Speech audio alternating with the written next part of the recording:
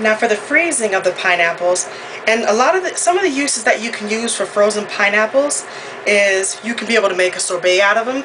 Basically, you can be able to blend it up in your food processor if you have the Vitamix, or any other high-powered blender, the ones that they have out there.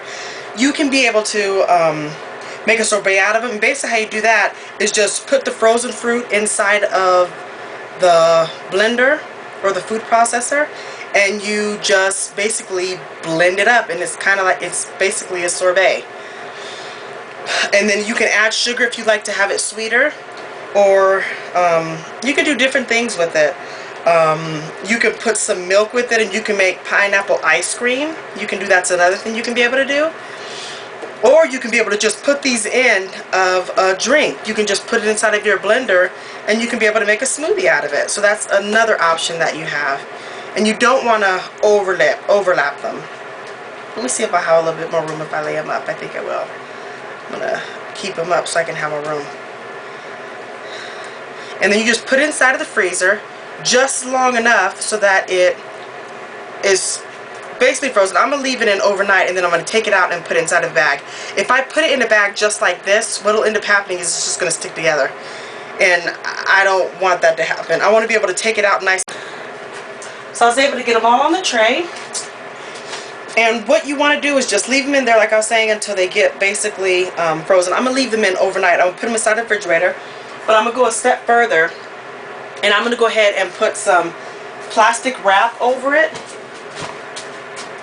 Just because I want to put plastic wrap on it.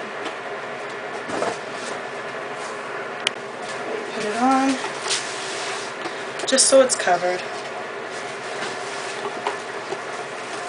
And I'm going to put it right inside of my freezer. And I'll show you what that looks like.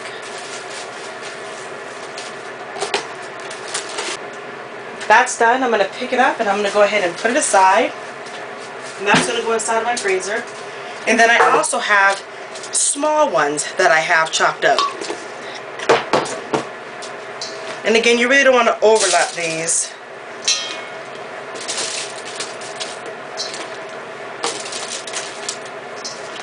And this is one pineapple. The one that you guys saw for the sticks that I made for these, those were, I said not to overlap, and I did by a little bit. Let's see how that turns out. If it turned out to be okay, where they kind of clump together, but as soon as I take them out, I'm able to break them apart, then we learned that we can clump it together. If not, that's okay. I can just ice pick through it, and as cooks, we work it out. So these are both going to go inside of my freezer, and we'll check it out tomorrow.